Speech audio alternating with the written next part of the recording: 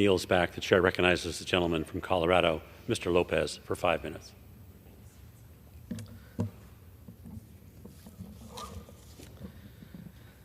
I rise today in recognition of Hispanic Heritage Month to commemorate a people, my ethnicity, who are crucial to the prosperity of this nation. I want to encourage all my brothers and sisters across America to participate in this celebration, September 15th through October 15th. America thrives on the cumulative effort of all ethnicities working for the collective good, beginning with the annexation of Florida, Louisiana, and northern part of Mexico.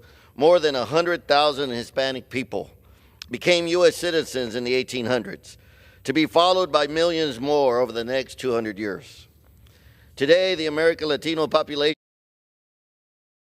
amounts to over 65 million people and roughly 20% of the total U.S. population. The name of my home state of Colorado comes from the Spanish phrase, Colorado Rojo, meaning colored red.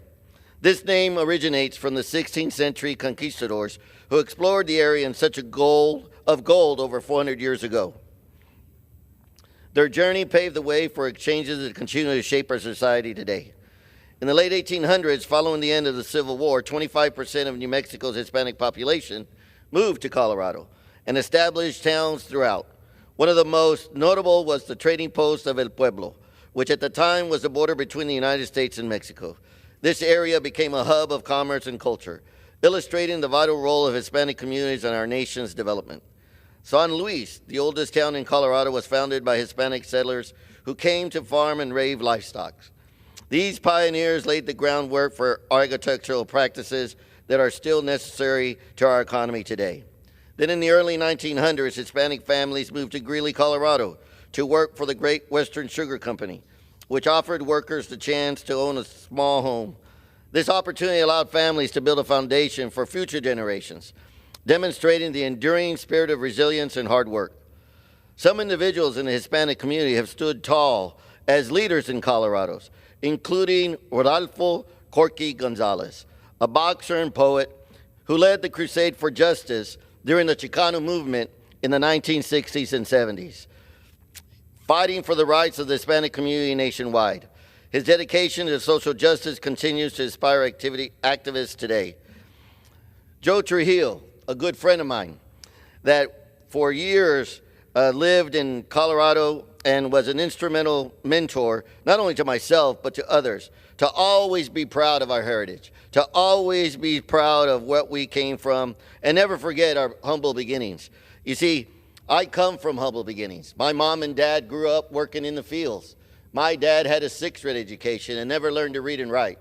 My mom has a 10th grade education, and yet I stand before you here in Congress as a true representation of what America offers the Hispanic community, and it's an honor to be an American.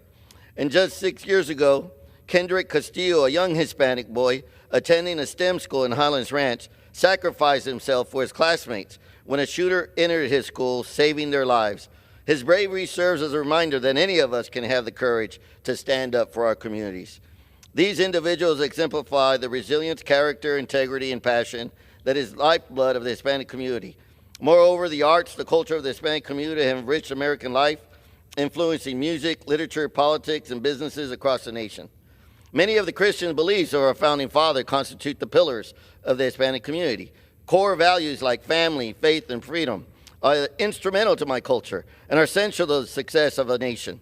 These values unite us and provide a path for future generations to thrive as well. For centuries, members of the Hispanic community have legally migrated into the U.S. for the opportunity to achieve the American dream.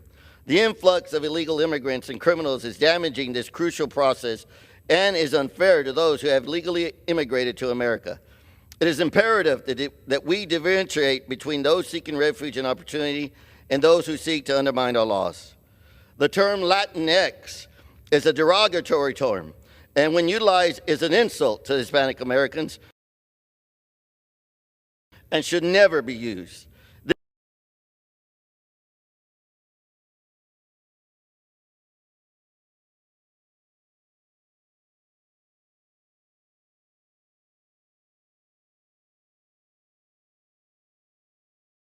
This term was invented to erase the male and female gender of the Hispanic community and culture. It is a perversion of the Spanish language and an insult to Hispanic heritage. It is vital that we continue to uphold our values of justice and fairness, ensuring that the paths of citizens remain open for those who seek a better life. We must support comprehensive immigration reform that honors the contributions of immigrants while addressing security concerns. In closing, let us celebrate the rich history and achievements of the Hispanic community, recognizing together we can create a future where all individuals, regardless of their background, can contribute to the American story. And for my Anglo brothers and sisters, I leave you with this. If you like tacos, you are one of us. With that, I yield back.